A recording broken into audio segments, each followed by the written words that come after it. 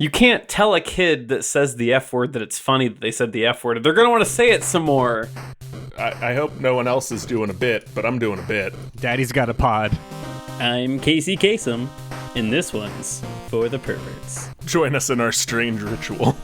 That is time-traveling love smut. I can only say horny in one season opener. A medium amount of fun and an extra large amount of sweaty. From the minds that brought you Giraffe and Amerisaur. No regrets, no masters.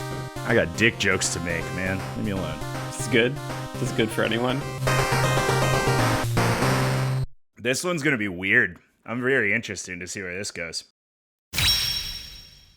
Hello and welcome to Debate This, the show where no one is right but someone is definitely wrong. In this show, we take time out of our busy adult lives to talk about comic books, video games, and how the Fallout series on Prime almost makes up for the sins of Fallout 76. Does it, though? I think he's right on this one because I just watched Fallout. We're going to talk about it later in the post show. It's so good. I finished it a couple days ago, and I did watch no less than 2 YouTube videos, both titled, Should You Start Fallout 76 in 2024? The answer is still no. The answer is still a vehement no. The factoid I have related to this is that, I guess, Fallout 4 sales are the ones that are, like, spiking. Skyrocketing. And I'm assuming it is because people looked up, what should I play to get into Fallout, and found the answer, not Fallout 76. Yeah. Yes, and Bethesda, honestly making a genuinely good business decision, very much marketed a next-gen update for Fallout 4 to coincide, like on purpose, to coincide with this. Also, it's all on Xbox Game Pass, again, to coincide with this. An incredibly smart business decision on Since Fallout 5 is not slated to release until, 2030 or something? Since Todd Howard needs to finish Elder Scrolls 6 before he can do Fallout 5, which means he's in Elder Scrolls 6 jail for 15 years. Okay, we are going to spend no more than 60 more seconds on this because Set we have the timer to save it for later. Yeah, as the person who's played all these Fallout games, all of them, 76 is its own nonsense, trash, poo-poo garbage for so many reasons that we'll save for later. But the other reason why sales and plays are just skyrocketing is that you can quite literally buy every single Fallout game on Steam right now for $50. And if you omit Fallout 76 and an add-on, that number drops to $25. Ooh. Every single Fallout game, except for 76, an add-on, and the VR version of 3 or 4. I hate to be a bummer. I think that sale is over. It'll definitely be by the time this goes live. It'll come back for sure. Matt or Andrew, between now and the post show, can you find what episodes Todd was playing Fallout 76 during? Oh boy, yeah, I can do that. Why? I've okay. So a fan can go back and chart your optimism fade as you can just look at the game. Release date for Fallout I'll tell 76. you right now, it's like season 1 because it came out came out in November of 2018. Okay. Oh god. I've got a real life friend that there was like 3 of us that played Fallout 76. No less than once every 2 months. He's like, "Hey, they're still adding content to that game." And I go, "I've not forgiven Todd Howard for his sins. And it's not time to heal yet." Hey, we're doing a podcast. Yeah, listen, guys, we're in trouble here at DT HQ. If you would all just direct your eyes to the Q1 report ahead of you, you would see that sales are down indicated by the red line crashing downwards. Damn. They were until the Card Battler episode we did. Yeah, didn't we just do an episode to fix this problem? We won't realize those gains Todd until doesn't Q2. listen to the episodes. That's the problem. Those gains can't be realized until Q2. But here's the thing. We've paid like a dozen different consulting firms to come and help us put game ideas based on already existing games, and just nothing has panned out. Thankfully, though, we're resilient. We have drive. We have grit. And that's why DT HQ has hired you 3, some more consultants, to help solve this problem. Don't I already work here? You can't hire me if I work here. The rules of 1099 contractors are flimsy at best. Are loose. Debate This HQ is a lot of things. It is not a gig economy, Todd Thomas. Yeah. When in doubt, throw more consultants at it. More consultants is what I heard. If there is one thing on our charter is that we are pro-employer-based healthcare initiatives. Listen, this is a terrible way to find out that you 3 have been fired and rehired as contractors with no benefits, but here we are. But the thing is, you're now consultants to help solve this problem. Now we know, and by we I guess I, because you're all fired. We know what the kids want are already existing games just to be made again. Yeah. Old things made new. So, we're good with that idea. Sell us our nostalgia back as slop, yeah. Yeah, to rebuy the game again. However, other market research that we paid high-paid consultants to dig up shows that kids also love cozy games. You hear that? The kids? That they're talking about cozy games. Just waiting for arguments, but okay. Nope. What am I the gonna research argue shows. With? What's the? I have no. No, why they would don't, I argue Todd. That kids, They like the Fortnites. Yeah. Well, so this week, I'm joined by the best consultants irresponsible money can buy. That's right. I have Kyle, a little to the left, Harper, Andrew, Coffee Talk Henderson, and Matt, Night in the Woods Cole. You three have been brought in to consult on our project to make an existing non-cozy game cozy, aka the Coz It Up project. Okay. Has this all just been so you can do a sideways reference to that I think you can leave bit? Is this just slop them up but coz them up, Todd? It isn't not. Kyle, why would you do this to me on our podcast? Why would you? In front of all of Kyle, our be friends. cool. These are cozy games. Yeah, cozy games. Have you guys ever played any of these? No. I've watched someone play a little to the left, and it looks remarkably cozy. My partner loves that game. She played. It's very much like an organization puzzle challenge, which like stresses me. It is cozy for a particular type of person. That is not me, but it's very fun to watch. Yeah, I chose 3 games that, based off descriptions, I thought would match the person I titled them to. Little to the Left is just, again, like a cozy organization game that just feels so aesthetically pleasing to watch. Seems like kind of thing Kyle would be into. Yeah, as Coffee evidenced Talk. by the stack of loose papers Yeah. in the background of my shot. Kyle Yeah. Harper famously all about organization. Famous organization pro. Yeah. Kyle, we play video games for escapism. I don't know what you've been doing. That's fair. Coffee Talk is a game where... JRPG, yep. JRPG is a JRPG. You have to fight God with the power of friendship. Yep. No, you That's are... what they call the University of Tennessee, right? Nope, that was just a me joke. You're going to That's have to fine. help us on that one. Yeah, we might need a little context. They call University of Tennessee Rocky Top.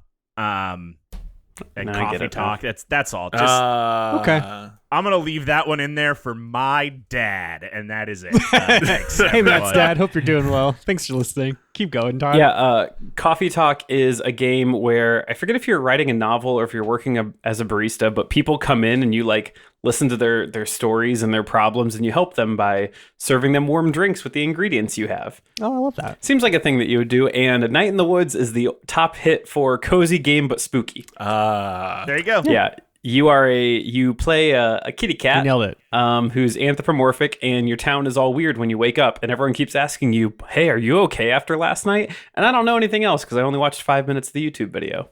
Huh. Neat. Cool. So, my consultants that I've brought here and pay for with the money that used to pay you, what cozy game are you making cozy? Or what non-cozy game are you making cozy? Share a bit about the cozy themes that you'll be chasing. And you know what? Give us a name with it, too. We'll go ahead and start with Kyle. Yeah, Todd. So I today have a cozy game set in the world of a franchise more typically associated with ratitude and extremeness and speed. Uh-oh. I am, of course, I talking get it. about the world of Sonic the Hedgehog, With Moby Dick. of Moby Dick, Yeah, Moby Dick. Sonic Dick. Nope. Not that. I don't know how we got through a whole episode without me saying that. We promised we wouldn't do this. Did we?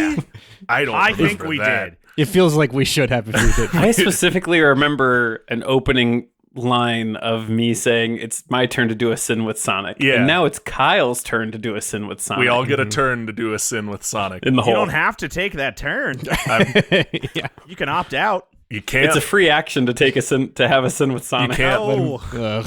it's so, not free. however, in this cozy game, our favorite blue hedgehog is not going to be the hero of this game, but instead the polite and naive Cream the Rabbit and her friend Cheese. Cheese? Who's Yeah. Cheese? We'll get to Cheese, Todd. Oh, okay. I'm sorry. This will be a game focusing on the coziest part of the Sonic the Hedgehog lore, the adorable pseudo-Tamagotchis, the Chao, which Okay. is All what right. Cheese is. Cheese is a Chao. Yeah. Do you guys know the Chao? What the Chao are? Yeah. Intimately. Oh, I've bred every hidden Chao there is possible. The hours I've spent in the Chao garden rivaled only by what Matt has done in Overwatch 2. To clarify, the hours my GameCube spent on while I was sleeping. Truly an area of Sonic Adventure 2 battle that I did not understand and chose never to spend time in. That was more my experience. But this is things like that, Matt, are what helped me scout out the scatter plot of what games Matt does not like. It's like, oh, Sonic Adventure 2, yes, Chao Garden. Arguably one of the best aspects of the game, not interested. Literally never even did anything there. Chao Garden is like where me and Todd Predator handshake. That's where our Venn diagram meets. I thought that was where you went to like try the different jumping abilities and practice platforming. No. I mean, it is also exclusively the only state in which that game sat at the Eagle video. That's true. Which is a joke for you and your dad. That's 2. Put the counter at 2. Please continue, Kyle. we might get 3 by the end of the episode. So, Todd, in this idle clicker, Sonic has placed the Chaos Emeralds in the care of his various comrades to protect. Cream, being one such recipient, is afraid that she will not be able to protect the Chaos Emerald alone, so she takes it to a Chao garden with the help of her friend Cheese. But when the emerald is placed on a pedestal at the center of the garden, something unexpected happens. The garden breaks off from the mainland, grows in size, and yada yada yada. Cream has to work with the Chao to make a new island garden into a fortress, protecting and powered by the Chaos Emeralds in Cream and Cheese Chaos Island. But there's an apostrophe in parentheses because it's also the Chao's Island. Yeah. What I like about this is objectively very good. It's very good. I would 1,000% play this. What I really like about this the most is I wish that the Sonic franchise had the audacity and the honesty to deliver a game synopsis like you just delivered and be like, yeah, Sonic and his friends are hanging out, blah, blah, blah, yada, yada, yada, Dr. Eggman, who the fuck cares? You're gonna run fast. Shove it down your throat, you idiot. There is a version of this response where there's like 3 more paragraphs of lore setting that up. And like, I ran out of time and patience to write those 3 paragraphs. You get it. We get it. What I also love is this is very plausible. I've also read runs of the Illuminati storyline where they split up the Infinity Gems because they're too irresponsible to keep all together. But what you've given us is basically, T'Challa takes one, Doctor Strange takes one, I was thinking the and Dragon then Hawkeye Balls. gess one. Yeah. It's kind of what you did. Yeah. Here you go, you human man. Here you go, Take TN. Protect this Dragon Ball. Fuck It's TN. like how when a team in the NHL wins the Stanley Cup, each player gets their day to do whatever they want with the Stanley Cup. Everybody have sex in gets the a cup. day. No. They pee in the cup. Prima I'm nocta with the going cup. to We leave get this it. podcast. So they don't break up the cup into 7 rings. like a King Solomon into situation. 7 various pieces that they have to then reassemble to give to the next winner of the That's cup. why they call it Solomon's Cup. Yeah. Okay, wait, Matt, you're going to tell me that these grown-ass men that win the trophy of their lifetime, that human genitalia has not touched that trophy? I will not tell you that. No, absolutely. Okay, then. Someone has put their dick and balls on that trophy. However, They fucked the cup. Yeah, someone's fucked that cup. Can I do mine now? However, what's the end of your sentence? you don't deserve it, honestly. All right, Andrew's turn to talk. Yeah, this is so fucking stupid. All right, so let me get into character. You don't have to. You, a wandering traveler, have just entered the mysterious city of Yarnum, where a mysterious plague has swept across the land. You awake in an empty hospital with a single note directing you to seek the pail, bud, followed by a little smiley face. You walk outside and you see a large metal bucket containing some plain-looking gardening tools, a shovel, a hoe, a watering can, other Stardew Valley accoutrements. As you go and you explore the city of Yarnum, the residents of the town at first seem to barely acknowledge you, and some are even downright antagonistic. But what's weirder still is that the residents of Yarnum aren't just like people. They're werewolves and other like beast-like creatures that just kind of waltz around the regular like dude type folks. What? Yeah, they're Good. The regular dude type folks. They're just some dude type folks, man. You haven't played the game, but if you have, you would get it. You continue to Mandor wander hand around. dude type. You continue to wander around and you see various townspeople talking with great concern about a widespread famine and kind of basically that their farmers can't seem to get anything to bloom. Eventually, you make your way out to an abandoned farm shortly outside the city limits, and that's when it happens. As you approach the tilled fields of dead crops, your arm begins to itch a little bit and glow. For some reason, you are compelled to outstretch your arm toward the field. Suddenly, several little green bulbs appear in the midst of the dead foliage, and immediately, you know your purpose here. Welcome, Harvester, to Yarnum. You are the answer to this city's crisis. You are Bloodborne. Oh, man. All right, look. I will give you credit where credit is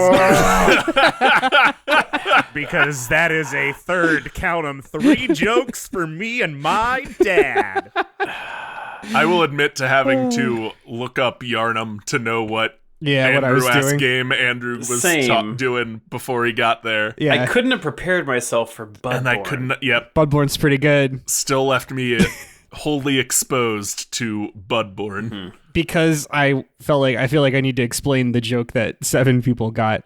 If you remember from our flavor text when we talked about Bloodborne a year ago, maybe year and a half ago, A time ago.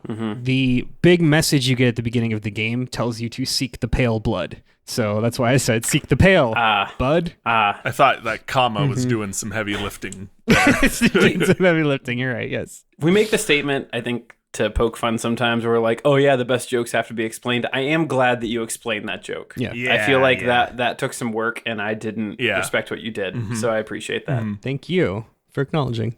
Yeah, really just trying to block out how Kyle said Sonic Dick a few minutes ago. So He sure that's, did. You started it. You created the conditions under which that thrived, Todd. Yeah. Well, They're not wrong. You built that ecosystem. and you're welcome. You project managed Sonic Dick into existence. The You purpose opened of the a Jared system ticket. is the result. Is its result. All right, everyone. Matt, how about you? What do you got? Yeah, Todd, 6 months ago, the weirdos at Blumhouse gave us a Five Nights at Freddy's movie that somehow we haven't talked about on this podcast. Did you watch And we it? won't if I have anything to say about it. Yeah. I did watch it, yes. I think it's free on streaming now, and is. like on Prime, On and Tubi, I constantly or- see it, and is, I'm it's like, on maybe I Tubi. should watch that, and then I just don't. If we do a follow-up to the FNAF movie, we have to do a Kingdom Hearts 3 episode, and I don't want to play Kingdom Hearts 3. So we There- can't do there a you FNAF have movie it. Have to episode. do a Kingdom Hearts 3 episode. no, Andrew's Again, right. a Kyle's choice right. you can opt out of. You do not have to do that. One Kyle's begets right. the other. Yep. They are 2 sides of the same coin. It's a free action to ascend with Sonic. Anyway, today that changes because I am here to introduce the next game and arguably the second cozy game in the Five Nights at Freddy's series. Arguably. What's the first? Pizzeria Simulator. Arguably, what's the first cozy game? Pizzeria in the Simulator. Five Nights at Freddy's Pizzeria Simulator is the Oh, first. it's not okay. We don't need to go down. Just trust me. Just trust me.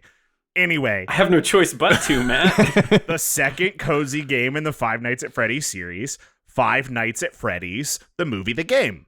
Now, because I know that no one but me has seen this movie, let me give you the only plot beat that you need. The animatronics are actually friendly ghost kids most of the time, and Josh Hutcherson's little sister can talk to them. I'm going to give you a second to just let that I sink don't in. know. That's all the context I ever needed. That is all you need. I feel like that goes against the, dare I say, the lore. I know there's kid spirit and kid goo in the robots, but they're not like friendly talk to robots. So there's actually a whole Wait, sequence. I regret opening this door. This is of your doing. A whole sequence in this movie where Josh Hutcherson and a cop help Josh Hutcherson's little sister and Bonnie, Chica, Foxy, and Freddy build a giant blanket fort. It's in the movie. So, in our new game, players will have the opportunity to see the lighter side of these decaying animatronics as you work with your robot helpers to build out a new family fun center through the eyes of a child. while we do want to tie FNAF Tig to the 2023 movie. He almost got away with it. I thought I was Matt gonna kind of sneak that purse his by you. lips and pull away from the mic was the real tell. While we do want to tie it to the 2023 movie, we are testing a second release title. Five Nights at Freddy's. Or FNAF. All right, FNAF is really good. FNAF is pretty good. Okay, so what we've got cream and cheese, the chaos apostrophe Island. Chao's island. Yeah. We've got Bloodborne, which is pretty good. And then what I'll say is the proper Christian name: Five Nights at Freddy's : the movie : the game. Yeah, FNAF Tig. No, I don't like that. Starring Josh Hutcherson, because he's in that movie. So let's get more into this here. So what non-cozy mechanics from your base game are you going to, turn into cozy mechanics to just really cozy it up for the youths? The blackboard behind me just says cozy it up. It does. With a bunch of underlines. So many underlines. Well, you got to cozy it up. How are we going to cozy it up for the youths is a question that only youth pastors at churches should ever be allowed to ask. Hey, youths, are you being pressured? It's time to cozy it up. All right. So I'm going to cut off whatever bit Todd is starting. Yeah, It wasn't good. It sucks. had nowhere else to go. To say, Todd, I do want to start by laying out some of the cozy mechanics that we are porting over from Sonic Adventure to Battle, which is mostly the Chao mechanics anyway. So you'll need to do things at the start of the game, like make sure the Chao under your care are fed, rested, and happy, or not. So Matt, because Todd and Andrew both know this since having put hours and hours into the game. Yeah. So many hours. Chao have a mechanic where if they level up and their wellness meters are full, they'll turn into Hero Chao, which are like more angelic. They turn from like a blue to like a more pale white blue and like get a halo and wings. But in order to protect the island, we're going to also need some nastiness here, and an What? island full of Hero Chao just will not do. Which is a bunch of pacifists. Yeah. Exactly. You got to get some real nasty Chao. Yeah, if there's nothing bad, how will we know what good is? So we will need some These are dark all fair points. Chao as well. Dark Chao are obtained by mistreating a normal Chao in the game.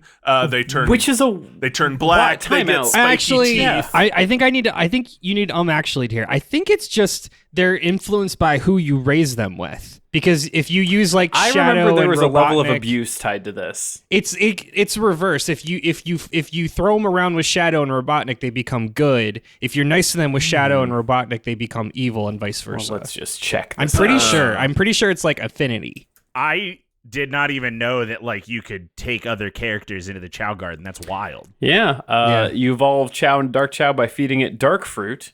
Or caring for it with Shadow, Rouge, or Dr. Eggman. I also remember a level of abuse here, but that could have been I thought just so too. the way things were back That's then. okay, because we're It's a changing different that. time. We're changing Different that times. anyway, because this is a cozy game and we don't want to mistreat our Chao.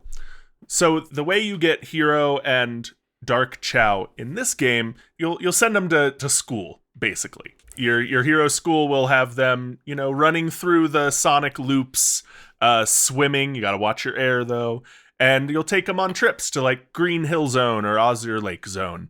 You'll get your Hero Chao that way.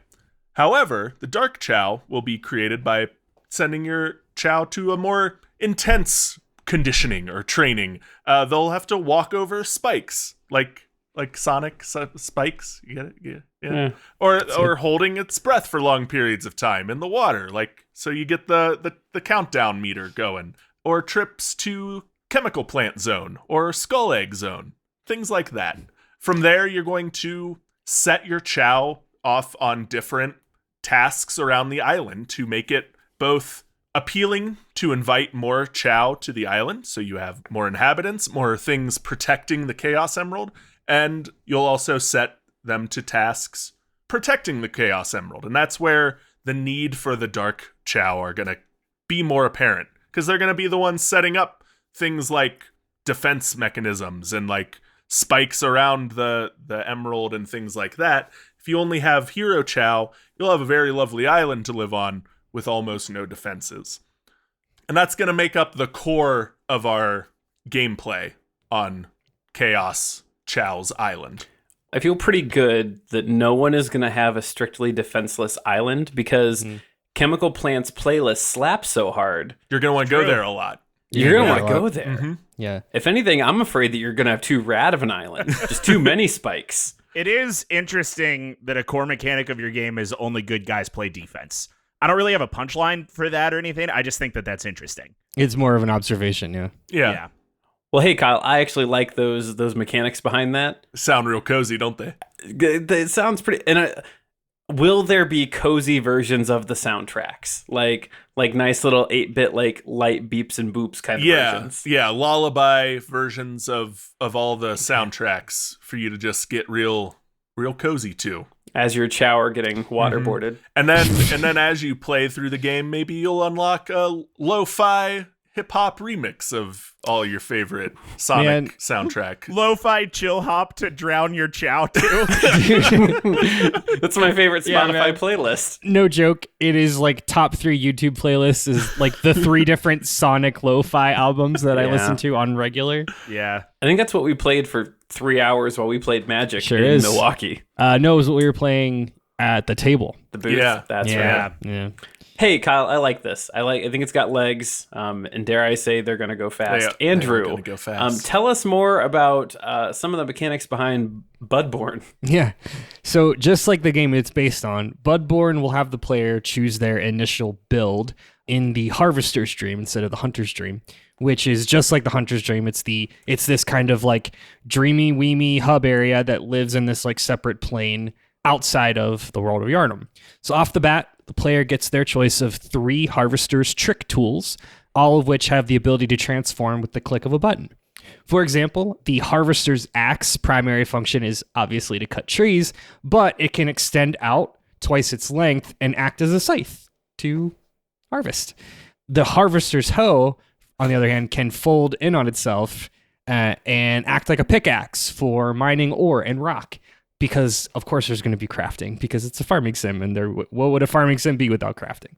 So inside the Harvester's Dream, the player will meet the NPC Gehrman, who is responsible for all of the character upgrades throughout the game. Gehrman explains to the Harvester that their role is to bring Yharnam out of this famine. So there's a little bit of a story here.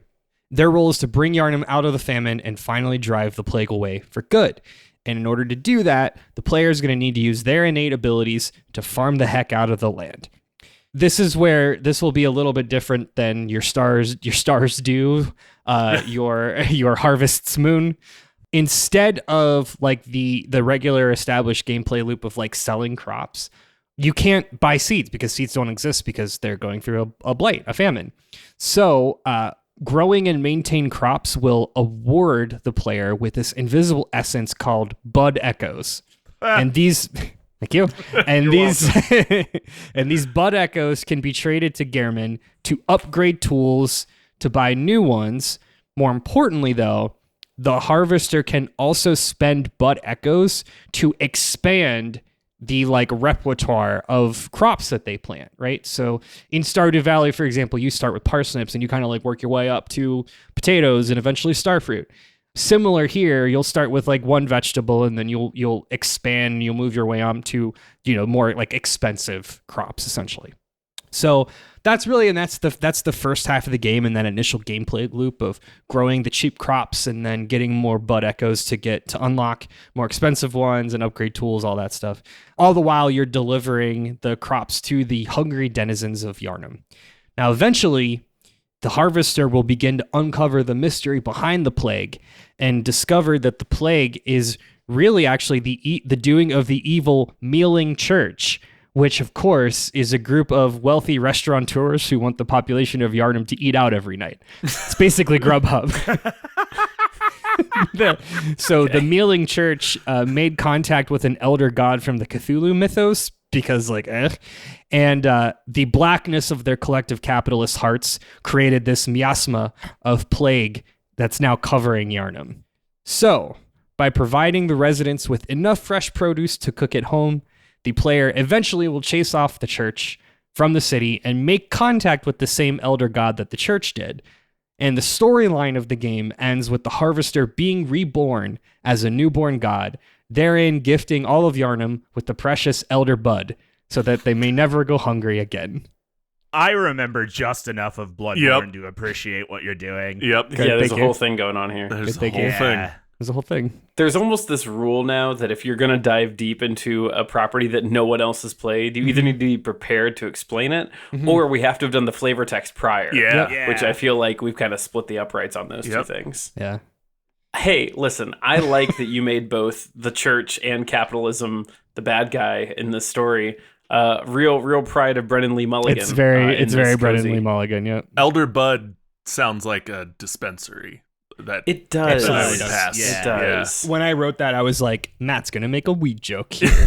Kyle made a add weed a joke. pause. Kyle made a weed joke. That's Yeah. right. Yeah. I do think it sounds like a dispensary sponsored by AmVets. Yep. Sure.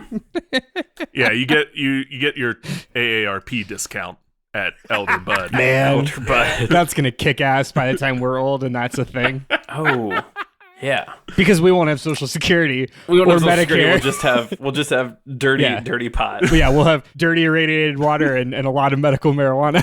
Hey, and all the microplastics you can eat. Matt, tell us more about Five Nights at Freddy's : the movie : the game. Yeah. FNAF I'm not gonna say that. It actually gets better every time Yeah. he says it. Don't It tell goes him that. it goes down a little bit It smoother goes down a each little time. bit smoother. Yeah. You can't tell a kid that says the F word that it's funny that they But said it's the F funny word. But they don't want to every say time. it some more. But Todd, But what if it's it so actually funny. is funny? Okay, anyway, so Five Nights at Freddy's. Players will use See what you did. the same security screen monitoring system that they know and love from FNAFs 1 and 2. Probably the most cozy thing you could probably put someone into is the frantic screen monitoring system of FNAF 1 and 2. Yeah. Well, so you said frantic, and that's not what we're trying to capture with this game. I'll just tell you. Sorry, I upfront. meant to say frantic. My Yeah. bad. That's, well done. No, so you're going to use this monitoring system to keep an eye on your 4-ish robot companions. Players will need to make sure they keep an eye on Foxy to ensure he sticks to his assigned tasks.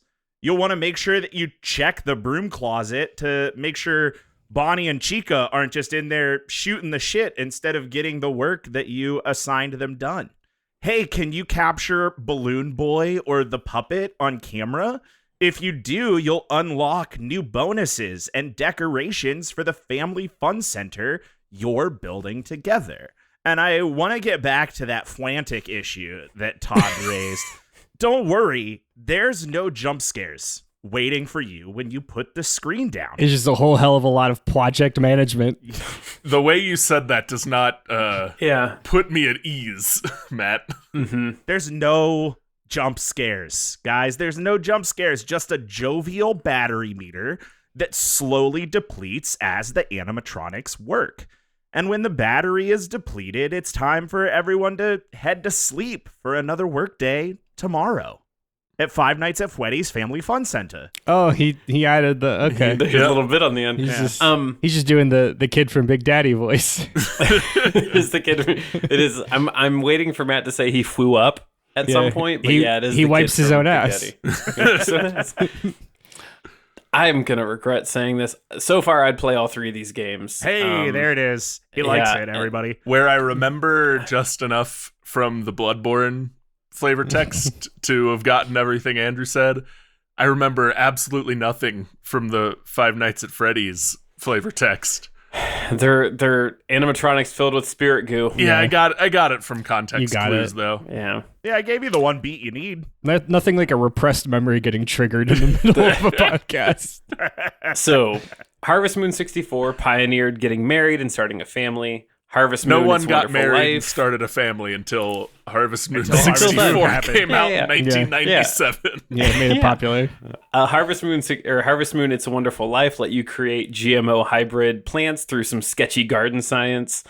Stardew Valley completed the community center / automated your farm work through Juminos / discovered the secret of a dark talisman hidden within the mutant lair to access the hidden witch quest. And had I played any non-farming sim cozy games to cite that weren't Animal Crossing, which is just the eternal struggle for house ownership, I would share another example here. The point is, regardless, every cozy game hits a point where your gameplay elevates to like a news cycle, almost a new game plus of cozy games. So, what is your cozy game working towards to start, and what part of the game opens up after you complete that initial cycle? So, Todd, I'm glad you got to ask this question, because that means I get to talk about Chaos, the mutant Chao.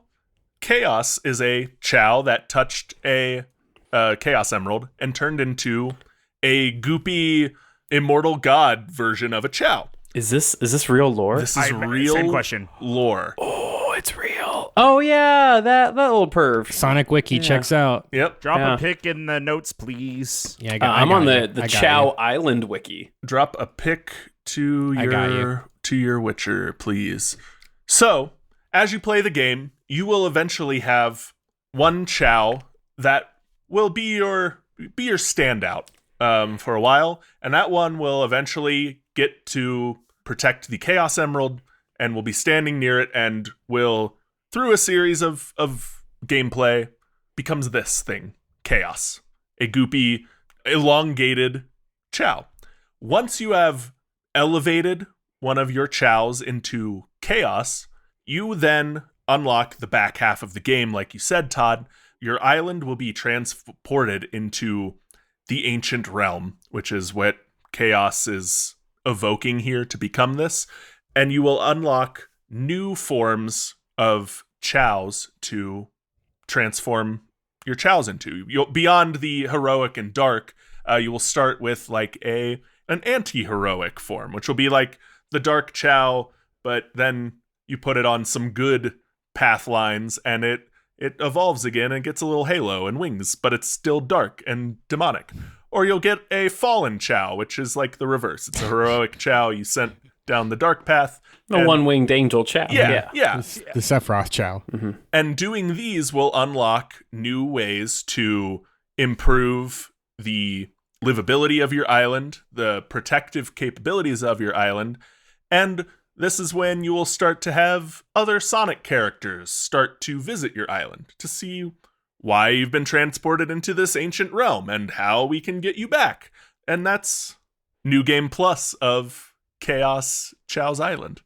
There's a version of this that you've done this weird dark magic and you have this Chaos Chao, and the first other trustworthy NPC of the Sonic world that shows up is Big the Cat with a Chaos Emerald. Exclusively Big the Cat. Big the Cat is protecting one of the 7 Chaos Emeralds in his own way. Here's where I would do a Big the Cat impression, but I'm not sure what his voice actually sounds like because I didn't get to hear the guy when we were there in Milwaukee. But he would say something like, "I'm here to save the day." Here to save the day. Yeah, kind of like Five Nights at Freddy's, that kind of thing. It's really one and the same. That's it. Yeah. No, I like this. I like a good new game plus. Give me some new characters. Give me some new abilities. Blur the morality line. Yeah. I like that. Yeah. What is Sonic if not constantly blurring the morality line? Exactly, Todd. It has never really been that, You get it. honestly. Don't listen to Matt. No. You get it. No, it's... You get it. Much like Moby Hedgehog, because I'm not saying the reverse. Call me Son Ishmael.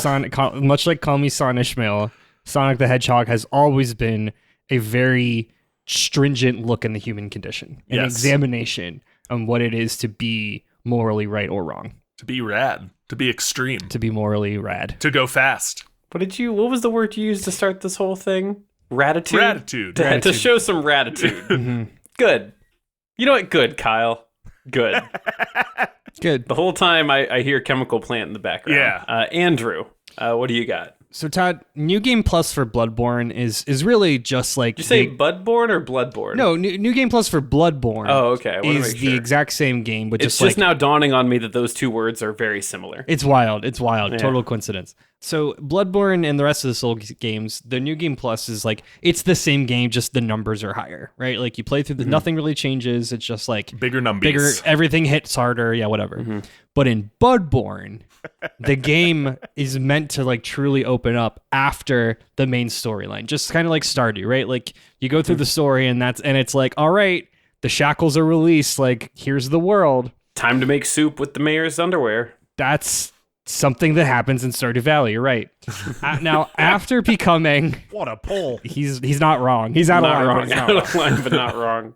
Now, after becoming a newborn elder god, therein, gifting the elder bud, the harvester now has access to a whole host of eldritch crops in addition to the normal earthly ones.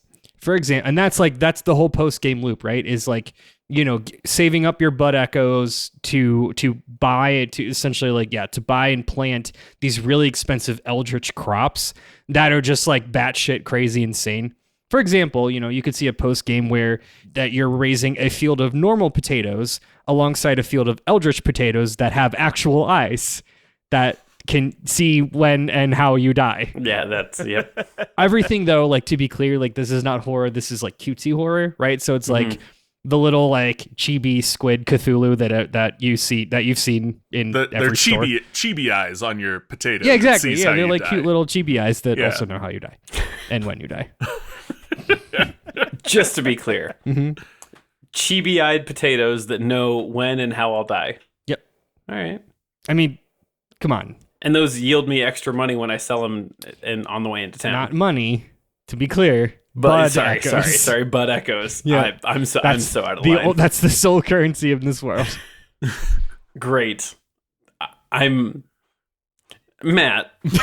Go ahead.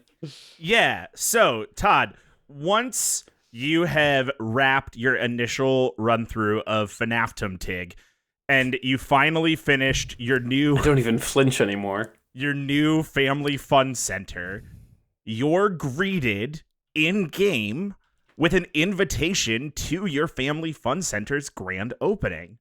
Now that's so silly. Why would you get an invitation to something that you built?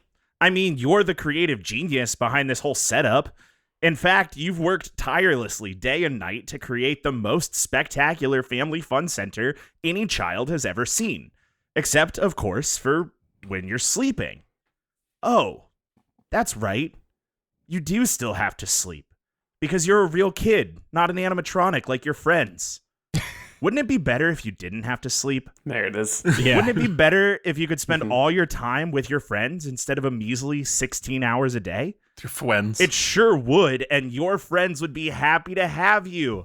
As the special grand opening concludes and everyone goes home for their rest, your friends invite you to stay. Stay with them forever and ever and ever, so that you can tear down and rebuild this childlike paradise for all eternity. Of course you accept. So they shove you in a suit and you die, but you can play the game again in an animatronic. The end.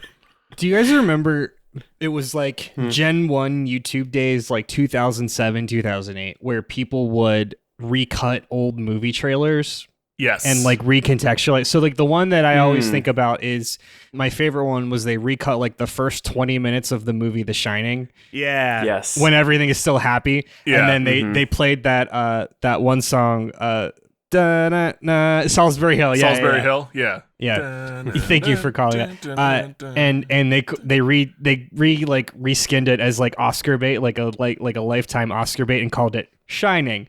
That is what Matt did. He just recut the trailer and like added context or changed context. Yep. But like this is just Five Nights at Freddy's. Yep. And then New Game No, Plus Matt- just zooms the camera out a little bit further. Yeah. No, what Matt really did is like Matt gave us the precursor to what Five Nights at Freddy's becomes. He told the story of how we got Five Nights at Freddy's in a fun, lore-friendly game that will be picked apart by Markiplier very soon. Matt Pat will come out of retirement to talk about. Hey, Matt Pat's in the Five Nights at Freddy's movie. I heard that. Those are words I saw. No one knows because they haven't seen it. I don't have Paramount Plus. Well, hey, this is all really great. But before we jump to break, got another question for you. So, the original Cozy games kept players just long engaged before loot boxes were ever a thing. before we ever had to spend real human dollars to get cosmetic upgrades or what have you. Thankfully for us and our Q2 profits, that is not the case anymore. So I want you to tell me how you're going to take some solid bits of capitalism and just cozy it up with some microtransactions to really artificially inflate those numbies, because we need them. And I'll take those answers when we get back from the break.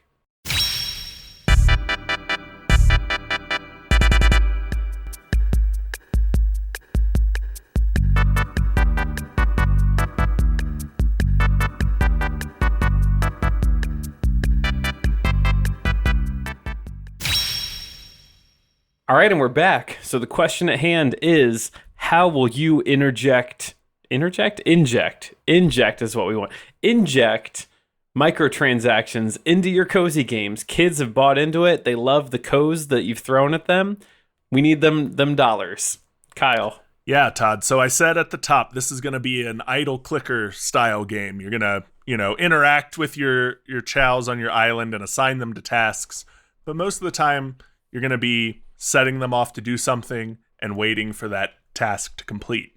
And that is where microtransactions come in. If you want those tasks to be completed faster, pay $1. Oh, that's it? That's so easy. Buy some gems, give your chows some gems, and they'll finish their task faster.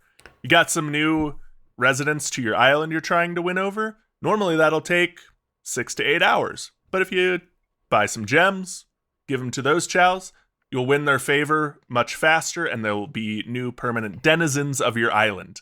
You need to evolve your Chao or get it to change shape or whatever it's called in Sonic lore. You need to chow it up. You chow it up. Chow it up. Chow it Gotta up with some gems, and you'll have some new heroic or dark chows faster than you can run your credit card. It's pretty fast. Anything and everything can be sped up in this game with a few gems, Todd, and the only way to get gems is by spending your hard-earned American dollars. Man, I have been trained to constantly seek immediate gratification. Yeah, so you this have. is this is great news so far. You don't want to wait 8 hours to pick those pumpkins. God, I don't have time to wait 8 hours. Andrew, what do you got? Yeah, Todd. I mean, tech icon and billionaire innovator Mark Zuckerberg already figured out this problem decades ago in Farmville. And it's essentially, you pay your real money to buy gems, because what happens is the gems will speed up the way that your crops grow and will allow you to get generate bud echoes quicker. You buy gems, Todd. You buy gems. Honestly, a revolutionary idea. I don't know why anyone hasn't thought of it before. I'm just thrilled that we have it recorded down here for prosperity or posterity. And prosperity, honestly. And prosperity. Honestly, you know what? I meant posterity. I mean, what's going to save our dwindling economy more than gems? Than a big old crate of gems. So just to recap, Andrew, you said gems. Yep. You buy gems to speed up your crops. Kyle, you said you buy gems to speed up. Yeah, but I said your it first. Okay, that's fine. Well, Mark Zuckerberg said it first. Matt, what do you got for us? Yeah, Todd, look, I'm going to say it how it is. There's no in-game currency that you have to buy in FNAF Tome Tig. There's no gems to speed up your animatronic friends. He's going to say buy gems. I also was hoping for the hat trick of buy gems. Do Matt would never faster. do this to me. Never? Matt, my only friend. No, there's no buying gems. There's no in-game currency. If you want to interact with our microtransactions, you go to the in-game store and you buy skins. Yeah! Skins back! It's just different. It's not the same, but it is. Look, this game takes place in a very particular part of the Five Nights at Freddy's timeline. Where on that timeline? Oh, you got to figure that out. But that means you can't get all the skins unless you pay for them. You want to have Springtrap instead of Bonnie? Well, you got to pay for it. You want to get the Funtime animatronics from Sister Location? Well, you got to pay for it. Skins packs. Easy, upfront, no in-game currency. However, you can buy in-game gems at a discounted rate, which can then be spent on skins. Good. Good job, Matt. So just to recap, Matt, skins, but can be purchased using gems. Well, you can purchase the gems to purchase the skins. You got to purchase either way, yeah. Right. Just makes sense to do it that way. You do earn one gem per like round. Once you finish the whole game, you get a gem. Oh wow! How many gems does a skin cost? That's the question. 89. 250. These are spoken like Overwatch a true skin numbers. I was gonna say, spoken like a true game player who has played a lot of Blizzard games. Man, so that's thrice over gems. Great to hear. Well, before I receive and accept a pitch from one of you, the consultants in this situation, just go ahead and give me just a closing statement. Just wrap up really nicely why your game of non-coz to coz is the way to go. Todd, what is cozier than an island where all your favorite Sonic characters come visit because you live there with your Chao buddies? Nothing's cozier. Why settle for a farming sim in a world that you don't know, that you are unfamiliar with, when you could have one in a world you are familiar with and with characters that you obviously love and remember? Name 5 of them. Gehrman, the other guy with the big sword. We're on 2 and you're slowing down. The one with the plague doctor mask. Okay. The big werewolf. And the small werewolf. Cthulhu. Matt. Yeah. Todd, come on down to Freddy Fazbear's Family Fun Center in Five Nights at Freddy's, the game, the movie, Five Nights at Freddy's. Shouldn't it be the movie, the game? Yeah, right. No, it's Tim Tig. It's Tim Tig. FNAF Tim Tig. FNAF Tim Tig. that's what I said. What Yeah. did you say? Not that. You can't prove it. It's an No. audio medium. You all have given me a lot to think about, and I need to go consult with myself, I guess. I have to step out of the room for this part of the bit. So while I do that, you all go ahead and give each other some good vibes. Yeah, Andrew, Bloodborne is worth all the other hoops you jumped through to make a farming sim in the Bloodborne Oh world. boy, were there a lot of hoops. But jump through them you did, Thanks, man. and good job. And Matt, yeah, doing just another FNAF game, but the first half of it is zoomed in so you don't see all the spooky shit is also a good way to coz a game up, to coz it on up. Gotta coz it up. Gotta coz it up. Todd, you're not in here. You're in the other room. Yeah, Oh, sorry, I stuck my head in the room to yell, I kind of close it up. gotta coz it up! Yeah, thank you. Transported. Kyle, your answer was so good, and I think it's the right answer in my opinion. Not that Matt's isn't a good answer, because it is, to be clear. Of all the 3 of them, like, yours is definitely the one that I would play. Like, I would play the hell out I'm of. shocked we didn't get a chaos-driven, like, cozy game around that time. Like, It feels like it probably almost happened. Like, it's one of those things, like, I'm willing to bet that if the Dreamcast had longer legs than it did, it's something that we would have gotten. Or if it had, like, Sega had, like a direct download service earlier and more reliably, that's something that we would have gotten as like a $20, you know what I mean? Yeah, I think you're right. But like, man, oh man, I could see like a lot of people like tripping over themselves to play something like that. It fits such a specific demographic so well. Matt, I mean, your answer was also really good. Like, less for me, but that doesn't mean that doesn't make it any less good. It's very funny, and I riffed on the like recontextualizing the movie trailer, but I really appreciate that about your answer too.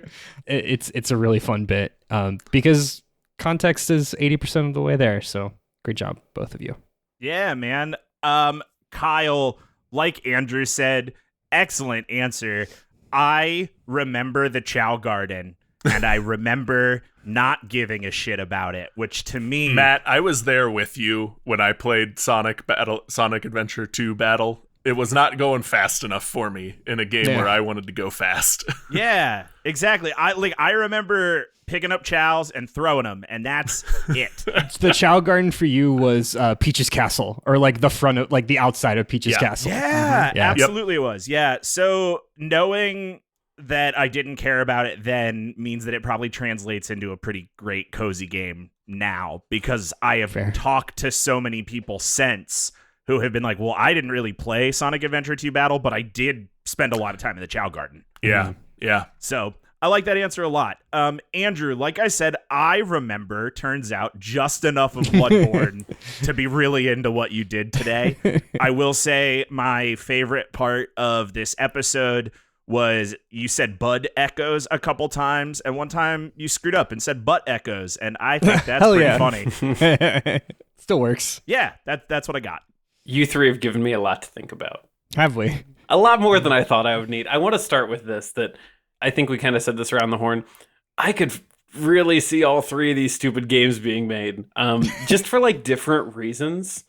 I think Matt's game gets made because the FNAF fandom will take anything you throw at them. Yeah, because any way to like reskin FNAF one more time will get made. Yeah, it's the same reason I have 3 versions of Final Fantasy Theat Rhythm, which is the Guitar Hero Final Fantasy game that I've bought 3 times. Yep. Hey, real quick for the other 2 people in the podcast that aren't me and Andrew, did you know that game existed? I did, actually. I did. Oh. Because it's on a lot of top lists for, I think, 3DS games. Oh. Yeah. The point still stands that I think all 3 of your games could be made. Matt's for the reasons I said. Andrew's, it seems like yours swings so against what Bloodborne is that it could be made, and they'd be like, oh, yes, it's so different that this is fun and cheeky, and we like that. I am going to say today's winner is Kyle, because, boy, this game can be made. And after some quick searching, the internet wants it.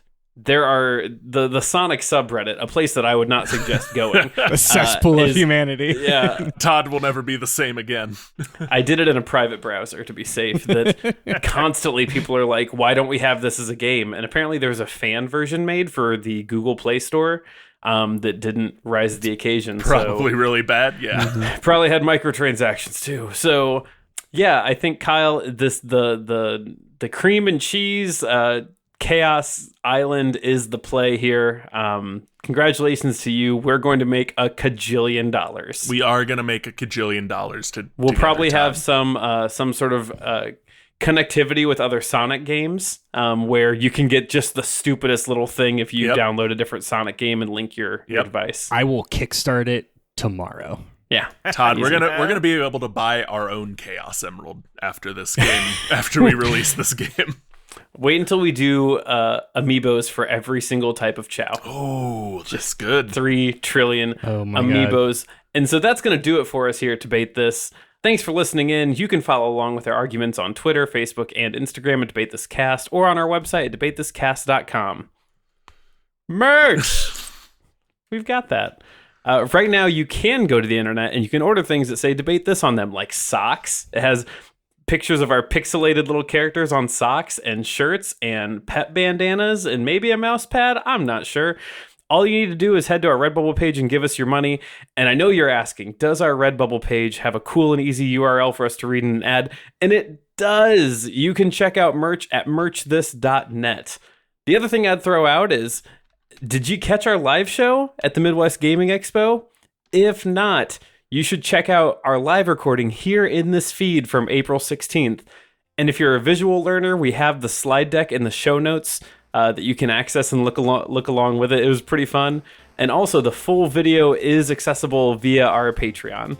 Until next time, I'm Todd Thomas. I'm Kyle. Chow's is a ladder, Harper. I'm Andrew. The wonderful thing about FNAF Tim Tig is that it's the only one, Henderson. And I'm Matt. A baby shower sponsored by Anheuser-Busch. Call that Bloodborne. Cole. We're saying thanks for debating with us. And if you think we're wrong, you can come fight us behind the swing sets, nerds.